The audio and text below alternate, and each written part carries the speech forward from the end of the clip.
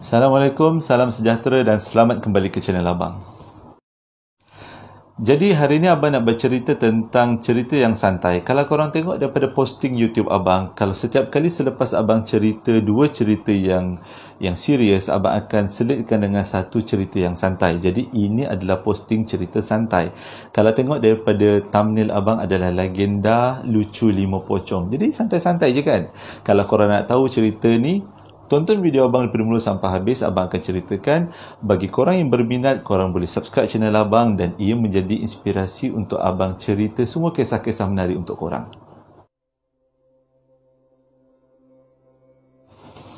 Bagi orang yang tak tahu ataupun di luar daripada lingkungan budaya Melayu, pocong tu adalah salah satu hantu yang famous dalam budaya Melayu ataupun budaya Indonesia. Ia adalah jelmaan daripada orang yang meninggal, yang dikafankan, bentuknya dibaluti dengan kain warna putih dan dia bergerak untuk menakutkan orang.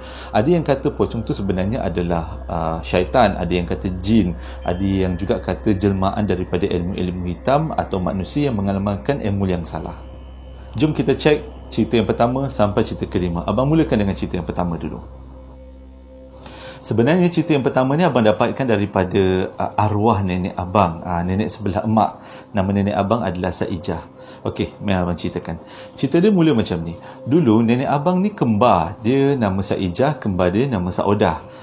Cerita ni berlaku pada dia berumur 15 tahun. Waktu tu dia masih anak dara lagi lah. Kehidupan dia dekat kampung tak adalah begitu susah, tapi dia tak ada kebun untuk menoreh. Jadi dia selalu menoreh dekat kebun-kebun orang, ambil upah. Jadi satu hari tu dia dapat upah untuk menoreh dekat satu kebun yang berdekatan dengan kubur yang masih digunakan, bukan kubur lama, kubur yang masih digunakan. Oh, sebelum tu, perkara ni berlaku di kawasan Muar yang namanya Teluk Bakung. Kalau siapa-siapa yang ada orang Teluk Bakung boleh komen kat bawah. Okey, kita sambung cerita. Okey, nenek Abang dengan kembar dia dapat upah untuk menoreh dekat satu kebun di hujung kampung, yang kebun tu bersebelahan dengan kubur. Tapi kubur tu bukan kubur lama dan kubur tu masih lagi digunakan. Jadi yelah, bila nak menoreh, kalau korang tahu sifat orang yang pergi menoreh getah ni, dia orang akan menoreh dalam pukul 4 ke 5 pagi sebab waktu tu getah memang banyak. Jadi dia ni kembar dua orang ni, umur 15 tahun pun bangunlah pagi-pagi pergi ke kebun nak menoreh kan. Mula-mula nenek Abang cakap dia memang takut nak pergi menoreh sebab kawasan tu gelap. Lepas tu di hujung kampung dekat dengan kubur, tapi disebabkan dia ada kakak kembar dia, nenek Abang nombor 2 yang adik, dia ada kakak kembar dia. Jadi dia orang pun macam semangat satu sama lain lah, mendukung semangat satu sama lain. Dia orang pun pergilah menoreh. Sewaktu dia menoreh tu, di permulaan menoreh tu tak ada apa-apa berlaku, cuma suasana tu seram-seram sejuk lah. Dan dia tak adalah tengok dekat kawasan kubur tu. Nak dijadikan cerita, sewaktu dia menoreh, nenek Abang ni dia tengok ke arah kubur. Lepas tu dia nampak ada satu benda bergerak dekat atas kubur. Lepas tu dia cakap dengan kakak dia, "Kakak, cuba kau tengok kat belakang tu. Ada benda lah atas kubur tu."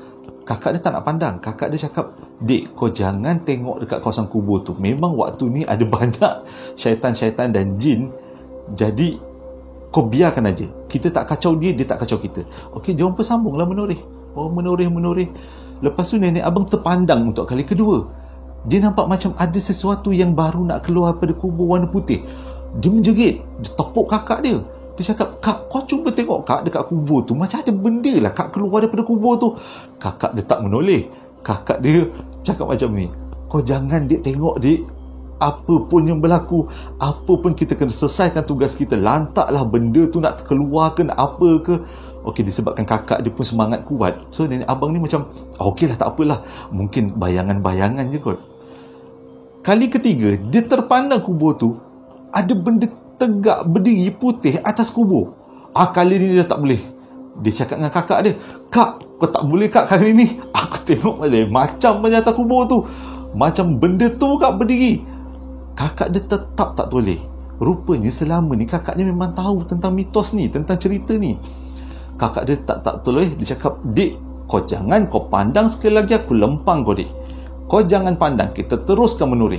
Lepas tu diorang pun terus menoreh, tak pandang belakang. Menoreh, lama-lama menjauhi kubur. Dan lepas tu dalam lebih kurang dah nak subuh lah, nenek Abang cerita, dengar ada orang berjalan ke arah diorang. orang tu berjalan. Jadi hatinya rasa lega lah, dah lah jauh daripada kubur tu ada orang berjalan, mesti ada orang lain kot yang nak pergi ke kebun kan. Lepas tu orang tu sampai kat belakang dia orang. Lepas tu ada yang menegur, "Engkau orang ni anak siapa?" Suara lelaki lah. Lepas tu nenek abang cakap lah, "Kita orang ni anak Mat Amin." Lepas menjawab, nenek abang dengan kembar dia pandang belakang. Sekali pandang belakang, tercegat berdiri warna putih. Korang rasa nenek abang dengan kembar dia buat apa? Kalau waktu tu dia orang ada kepak, memang dah lama dia orang terbang. Tapi disebabkan dia orang tak ada kepak, dia orang berlarilah, habis tinggalkan susu-susu getah, bertumpah-tumpah dengan pisau getah. Berlari selamatkan diri sampai ke rumah berpeluh-peluh. Lepas tu diceritakan hal ni pada mak ayah dia, dan mak ayah dia pun tak marah.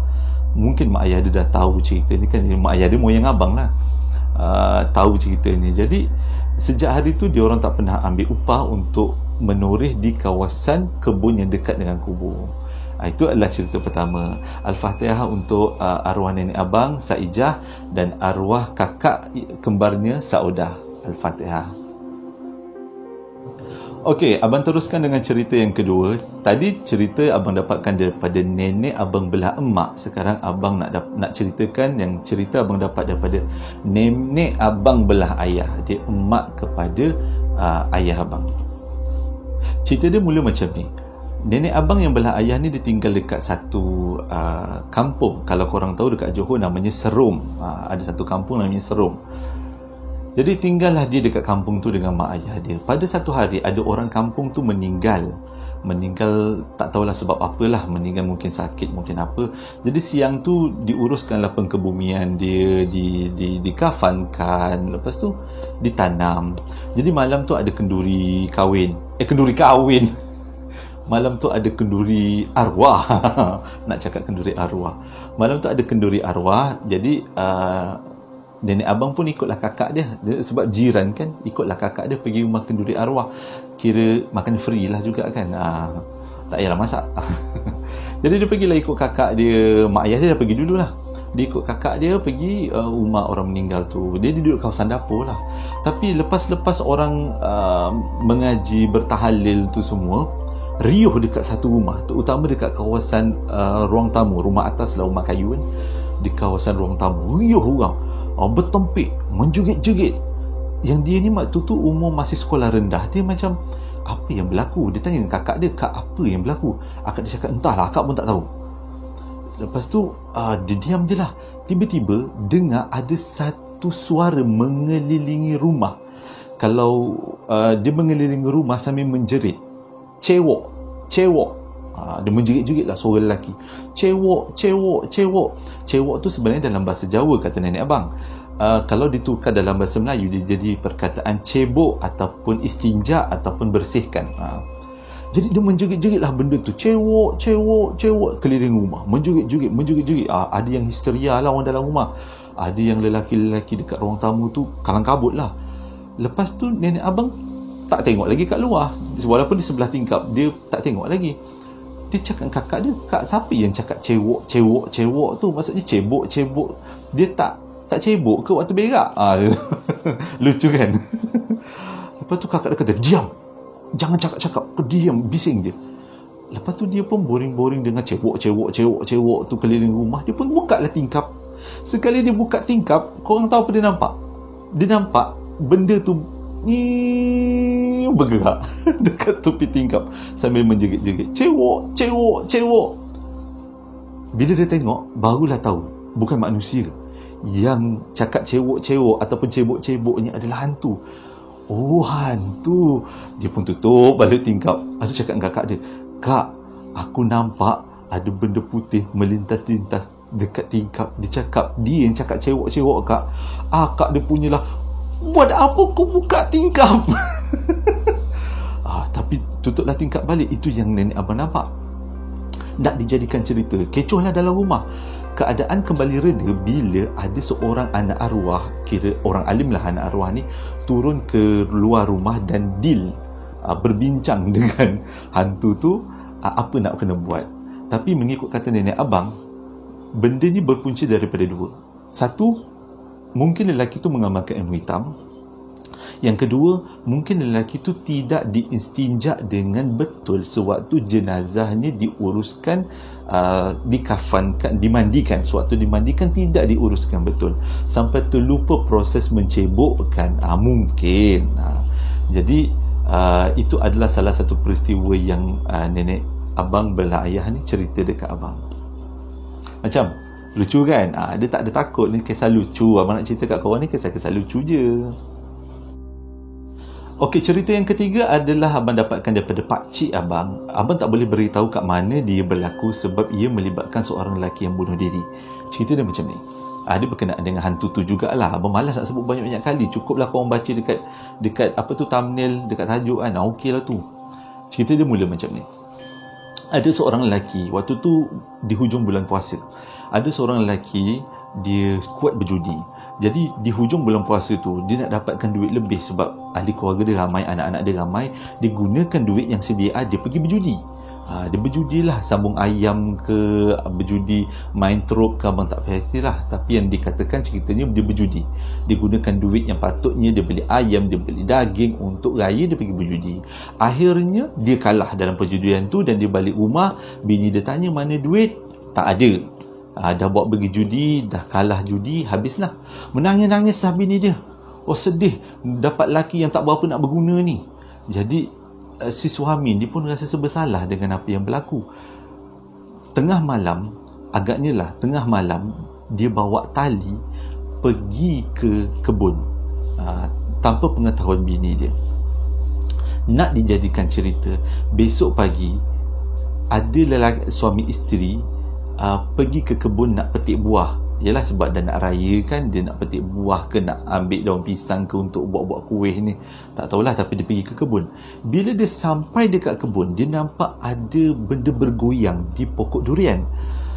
Selepas disuluh pakai lampu suluh, rupanya yang bergoyang tu bukan buah, tapi orang yang tergantung. Menjerit-jerit lah dia laki bini. Balik ke kampung, baliklah jumpa dengan orang ramai. Esok paginya orang ramai datang lepas tunggu tanah terang lah, ada matahari. Orang datang ke situ, tengok memang betul pakcik yang berjudi tu dah gantung diri. Okey, bawalah turun jenazah dia. Katanya, mengikut kata pakcik abang, dia punya lidah dia sampai ke perut. Panjang lah. Sebab mungkin bunuh diri kot, abang pun tak tahulah sebab apa. Kalau dalam medical bolehlah terangkan. Kalau nak komen kat bawah, tim-tim medical, bolehlah beritahu macam mana orang bunuh diri lidahnya boleh panjang. Jadi turunlah jenazah, dikafankanlah, dimandikanlah, diuruskan dan ditanamkanlah jenazah tu. Tak ada apa-apa. Tapi selepas dikebumikan, malam tu pakcik yang bunuh diri tu balik. Dia balik dalam keadaan menangis-nangis. Dia punya kain kapan melusuh, dia tegak aja. Dia menangis, dia cakap apa, tolong aku macam tu. Tapi suara dia macam serak-serak antara dengar ke tidak. Jadi orang waktu kenduri tu kurang kalang kabut lah. Sebab yelah yang datang orang yang dah meninggal. Kalau abang pun kalau datang yang meninggal kalang kabut. Kalang kabut lah satu kampung. Okey, tapi lepas dibaca-bacakan ayat Quran, hilanglah benda tu. Hilanglah hantu tu.